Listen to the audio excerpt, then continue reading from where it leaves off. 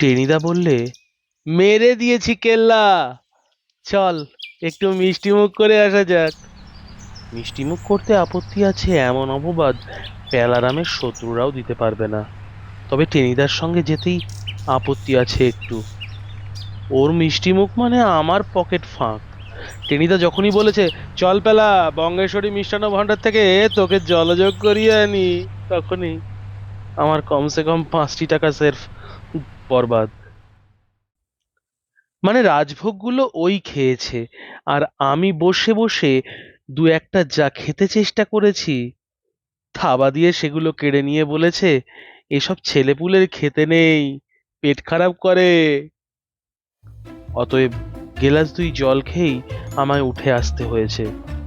একেবারে খাঁটি জলযোগ যাকে বলে। তাই টেনিদার প্রস্তাব কানে যেতেই আমি 3 পা পেছিয়ে গেলাম। বললাম, আমার শরীর ভালো নেই, আমি এখন মামা বাড়ি যাচ্ছি। টেনিদা খাঁড়ার মতন নাকটাকে খাড়া করে বললে, শরীর ভালো নেই তো মামা বাড়ি যাচ্ছিস কেন? তোর মামার কি ভেটেরিনারি সার্জন যে তোর মতো ছাগলকে পটাত পটাত করে ইঞ্জেকশন দেবে? বেশি পাকামি করিস নি পেলা, চল আমার সাথে। শুনছেন নারায়ণ গঙ্গোপাধ্যায়ের লেখা টেনিদা সিরিজের হালখাতার খাওয়া দাওয়া। গল্প পাঠে আমি অরিন্দম। গল্প পর্ব পরিচালনা আবহ অরিঞ্জয়ী। 32.5 ভাজার এই নতুন প্রয়াসগুলো আপনাদের কেমন লাগছে? যদিও টেনিদা আমাদের অনেক আগের চরিত্র, যাকে নিয়ে আমরা কাজ করেছি এবং আপনাদের অনেক ভালোবাসা পেয়েছি, সেই ভালোবাসার জন্যই টেনিদাকে আবার ফিরিয়ে আনা আপনাদের সামনে, সেই একই রূপে, সেই একইভাবে। টেনিদা, আজকের গল্প হালখাতার খাওয়া দাওয়া। চলুন শুনে নেওয়া যাক।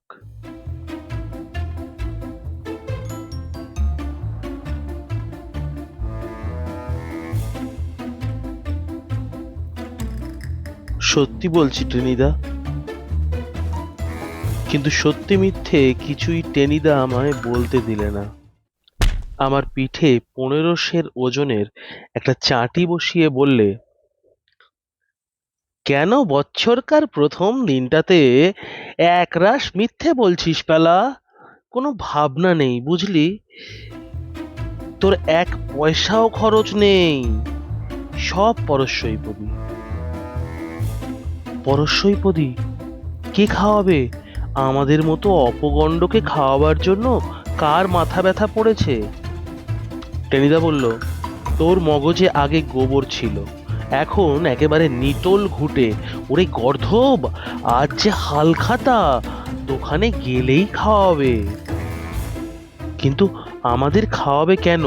নেমন্তন্ন করেনি তো? সেই ব্যবস্থাই তো করেছি। টেনিদা হে হে করে হেসে বললে, এই দেখ, হ্যাঁ, উম, উম, বলেই পকেট থেকে বের করলে একগাদা লাল নীল হালকাথার চিঠি। এসব তুমি পেলে কোথায়? আরে আমার চিঠি নাকি, সব কুট্টি মামার। কুট্টি মামা? হ্যাঁ হ্যাঁ, সেই যে গজগোবিন্দ হালদার, তোকে বলিনি? সেই যে ভালুকের নাকে টিকের আগুন দিয়ে পুড়িয়ে দিয়েছিল, সেই কুট্টি মামার অনেক এসেছে, তাই থেকে কয়েকটা হাত সাফাই করেছি আমি। বিশেষ করে এইটে, বলে একটা লাল রঙের চিঠি এগিয়ে দিলে। তাতে নতুন খাতা মহরত টহরত এসব বাঁধাগতের তলায় কালি দিয়ে লেখা আছে, প্রিয় গজগোবিন্দ বাবু, অবশ্য আসিবেন। মাংস, পোলাও, দই, রসগোল্লার বিশেষ ব্যবস্থা হইয়াছে। ইতি আপনার চন্দ্রকান্ত চাকলাদার, প্রোপ্রাইটার, নসিকামোহন নস্য কোম্পানি। টেনিদার চোখ চকচক করে উঠল। দেখছিস তো খ্যাটের ব্যবস্থাখানা, এমন সুযোগ ছাড়তে নেই। তবে একা খেয়ে সুবিধে হবে না, তাই তোকেও সঙ্গে করে নিয়ে যেতে চাইছি। কিন্তু টেনিদা, টেনিদা মুখটাকে গন্ডারের মতো করে বললে, আবার কিন্তু কি রে? পটল দিয়ে শিঙি মাছের ঝোল খেয়ে দেখছি তুই একটা পটলের দোলমা হয়ে গেছিস। মাংস পোলাও খেতে পাবি, তাতে অত ঘাবড়ে যাচ্ছিস কেন?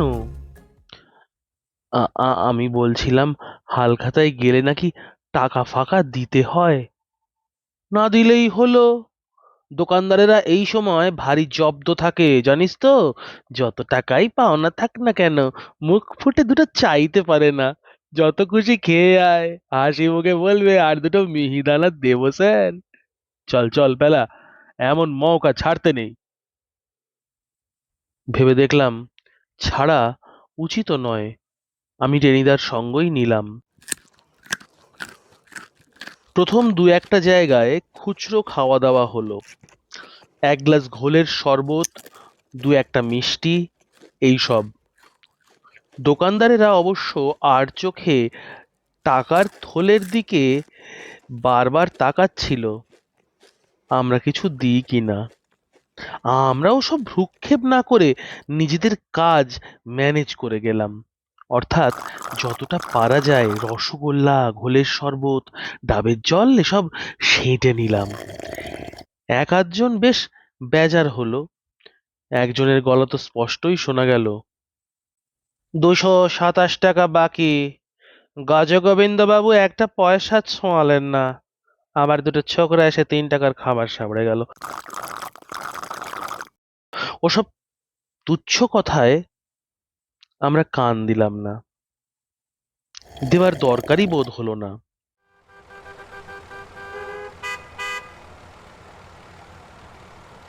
উপরন্তু দুজনে 4টে করে পান নিয়ে নেমে এলাম রাস্তায়। আমি টেনিদাকে বললাম, এসব ঘোল ফোল খেয়ে পেট ভরিয়ে কি লাভ বলো তো? তার চেয়ে তোমার সেই নাসিকা মোহন নস্য কোম্পানিতেই চলো না। বলতে বলতে আমার নোলায় প্রায় আধশের জল এসে গেল। পোলাওটা যদি ঠান্ডা হয়ে যায় তাহলে খেতে জুত লাগবে না। তাছাড়া বেশি দেরি হলে মাংসও আর থাকবে না, কেবল খান কয়েক পাঁঠার হাড় পড়ে থাকবে। টেনিদা বললে, আহ, এই পেটুকটা দেখছি জ্বালিয়ে খেলো। এইসব টুকটাক খেয়ে খিদেটা একটু জমিয়ে নিচ্ছি, তা এটার কিছুতেই আর তর্স হইছে না। মানে আমি বলছিলাম যদি ফুরিয়ে টুরিয়ে যায়। হুঁ, সেও একটা কথা বটে। টেনিদা নাক চুলকে বললে, আচ্ছা চল যাওয়া যাক।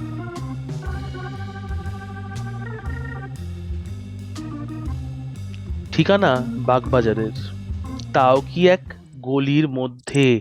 অনেক খুঁজে খুঁজে বের করতে হলো। এই নাকি নাসিকা মোহন নস্য কোম্পানি। দেখে কেমন যেন খটকা লেগে গেল। একটু পুরনো একতলা ঘর, ভেতরে মিটি করে আলো জ্বলছে। বাইরে একটা সাইনবোর্ড, তাতে প্রচন্ড নাকওয়ালা লোক এক জ্বালা নস্যি টানছে এমনি একটা ছবি।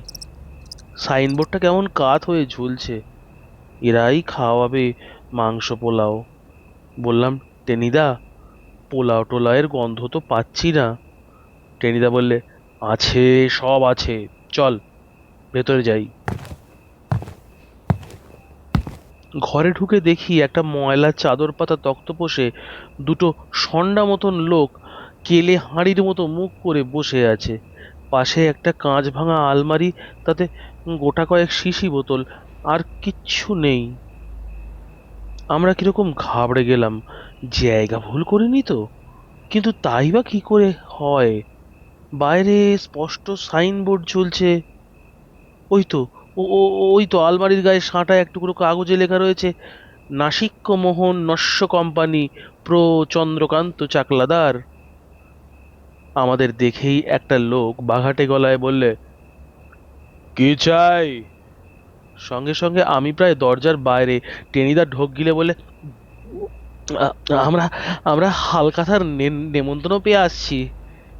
হালখাতার নেমন্তন্ন? লোকটা তেমনি বাহা গলায় কি বলতে যাচ্ছিল, 2 নম্বর তাকে থামিয়ে দিলে। বললে, কে পাঠিয়েছে তোমাদের? ব্যাপারটা কিরকম গোলমেলে মনে হলো। আমি ভাবছিলাম কেটে পড়া উচিত, কিন্তু টেনিদা হাল ছাড়লো না। পকেট থেকে সেই চিঠিটা বের করে বলল, এই তো মামা আমাদের পাঠিয়েছেন। মামা মামা মামা মানে গজগোবিন্দ হালদার। গজগোবিন্দ হালদার? প্রথম লোকটা এবারে ঝাঁটা গোফের পাশ দিয়ে মিটিমিটি হাসলো। ও, তাই বলো? আগে বললেই বুঝতে পারতাম। আমাদের এখানে আজ স্পেশাল ব্যবস্থা কি না, তাই বেছে বেছে মাত্র জন কয়েককে নেমন্তন্ন করা হয়েছে। তা গজগোবিন্দবাবু কোথায়? তিনি যে বড় এলেন না। তিনি একটু জরুরি কাজে আসানসোল গেছেন। টেনিদা পটাং করে মিথ্যে কথা বলে দিলে। তাই আমাদের এখানে আসতে বিশেষ করে বলে গেছেন। শুনে প্রথম লোকটা দ্বিতীয় লোকটার মুখের দিকে কিছুক্ষণ চেয়ে রইল। তারপর এমনি হাসি হাসি মুখে বললে, তা তোমরা এসেছো তাতেও হবে। এসো এসো এসো। লোকটা উঠে দাঁড়ালো। ভেতরের ঘরে, সেখানেই বিরিয়ানি পোলাও মোগলাই কালিয়ার ব্যবস্থা হয়েছে কিনা। এসো, চলো এসো, নইলে ঠান্ডা হয়ে যাবে। টেনিদা বললে, আয় বেলা। আসতে বলার দরকার ছিল না, তার অনেক আগেই এসে পড়েছি আমি। জিভের ডগাটা সুড়সুড় করছে। শরবত টরবতগুলো এতক্ষণ পেটের মধ্যেই ছিল, সেগুলো হঠাৎ হজম করে গিয়ে খিদে নাড়ি ভুড়ি চুঁই চুঁই করতে লাগলো। সেই লোকটার পিছন পিছন আমরা এগিয়ে চললাম। একটা অন্ধকার বারান্দা, তারপরে আর একটা ঘর, তার মধ্যেও আলো নেই। লোকটা বললে, ঢুকে পড়ো এখানে। অন্ধকার যে। টেনিদার গলায় সন্দেহের সুর। আমারও কিরকম যেন বেয়াড়া লাগলো। যে ঘরে পোলাও কালিয়া থাকে সে ঘর অন্ধকার থাকবে কেন? পোলাওয়ের জৌলুসেই তো আলো হয়ে থাকবার কথা। লোকটা বললে, ঢোকো না, আলো জ্বেলে দিচ্ছি। টেনিদা ঢুকলো, পিছন পিছন আমি। আর যেই ঢুকেছি অমনি পটাং করে লোকটা দরজা বন্ধ করে দিলে। এ কি, এ কি, দোর বন্ধ করছেন কেন? দরজার ওপাশ থেকে সেই লোকটা পৈশাচিক অট্টহাসি শোনা গেল। পোলাও কালিয়া খাওয়াবো বলে। শিকল আটকে দিলেন কেন? আমি চেঁচিয়ে উঠলাম। ঘরে তো পোলাও কালিয়া কিছু নেই, এ তো কয়লার ঘর মনে হচ্ছে, ঘুটের গন্ধ আসছে। ও টেনিদা। লোকটা আবার বাজখাই গলায় বললে, ঘুটের গন্ধ? শুধু ঘুটের গন্ধেই পার পেয়ে যাবি তোরা? এরপর তিনটে বাছা বাছা গুন্ডা আসবে, দেবে রাম ঠ্যাঙানি, যাকে বলে আড়ং ধোলাই। প্রাণ খুলে পোলাও কালিয়া খাবে। শুনে আমার হাত পা সোজা পেটের মধ্যে সেঁধিয়ে গেল। আমি ধপাস করে সেই অন্ধকার কয়লার ঘরের মেঝেতে বসে পড়লাম। নাক মুখের ওপর দিয়ে ফুরুত ফুরুত করে গোটা কয়েক আরশোলা উড়ে গেল। টেনিদা কাঁপতে কাঁপতে বললে, আমাদের সাথে এ রসিকতা কেন স্যার?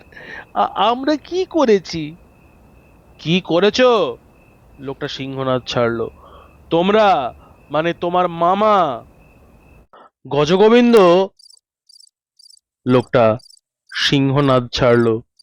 আমাদের কোম্পানি থেকে ৩৫৩ টাকার নস্যি কিনেছে ৩ বছর ধরে, সব বাকিতে, একটা পয়সা ছোঁয়ায়নি। তারপর এ পাড়া সে পাড়া, কিন্তু এই দোকান আর মাড়ায়নি। আর আমাদের কোম্পানি তার জন্যেই লাল বাতি জ্বেলেছে। আজ তাকে ঠ্যাঙামার জন্যই পোলাও মাংসের টোপ দিয়েছিলাম, সে আসেনি। তোমরা এসেছো, টাকা তো পাবোই না, কিন্তু তোমাদের রাম ঠ্যাঙানি দিয়ে যতটা পারি সুখ করে নেব। একটু দাঁড়াও, গুন্ডারা এলো বলে। টেনিদা হাউমাউ করে উঠল, দোহাই স্যার, আমাদের ছেড়ে দিন স্যার। আমরা নেহাত নাবালক, নসি টসির ধার ধারি না, আমাদের ছেড়ে দিন। কিন্তু লোকটার আর সাড়া পাওয়া গেল না। দরজায় শেকল দিয়ে বেমালুম সরে পড়েছে। গুন্ডা ডাকতেই গেছে সম্ভব। আমার পালা জ্বরের পিলেতে গুরু গুরু করে শব্দ হচ্ছে। বুকের ভেতর ঠান্ডা হিম চোখের সামনে পটল, ধুঁধুল, কাঁচকলা এইসব দেখতে পাচ্ছি। হালখাতার পোলাও খেতে গিয়ে পটল ডাঙ্গার প্যালারামের এবার বোধহয় পটল তোলার জো। টেনিদা বললে, প্যালারে মেরে ফেলবে যে। গলা দিয়ে কেবল কুই কুই করে খানিকটা আওয়াজ বেরোলো। ওরে বাবা, পায়ের উপর দিয়ে ছুঁচো দৌড়চ্ছে। এরপর লাঠিও দৌড়বে। অনেক কষ্টে আমি বলতে পারলাম। টেনিদা দরজার উপর দুম দুম করে লাথি ছুটতে লাগলো। দোহাই স্যার, ছেড়ে দিন স্যার, আমরা কিছু জানি না স্যার, আমরা নেহাজ নাবালক স্যার। হঠাৎ আমার কপালে কিসের ঠোকর মারলো। তারপরেই কি একটা প্রাণী নাকের ওপর একটা নোংরা পাখার ঘা দিয়ে উড়ে গেল, নির্ঘাত চামচিকে। বাপরে বলে আমি লাফ মারলাম, এক লাফে একটা জানলার কাছে। আর সেই সঙ্গে আবিষ্কার করলাম জানলার দুটো গরাদ ভাঙা, অর্থাৎ গেলে বেরিয়ে যাওয়ার যায়। কিন্তু টেনিদা তখন প্রাণপণে ধাক্কাচ্ছে। বললাম, টেনিদা, ও টেনিদা, এখানে একটা ভাঙা জানলা। কই, কোথায়? এই তো। বলেই আমি জানলা দিয়ে 2 নম্বর লাফ।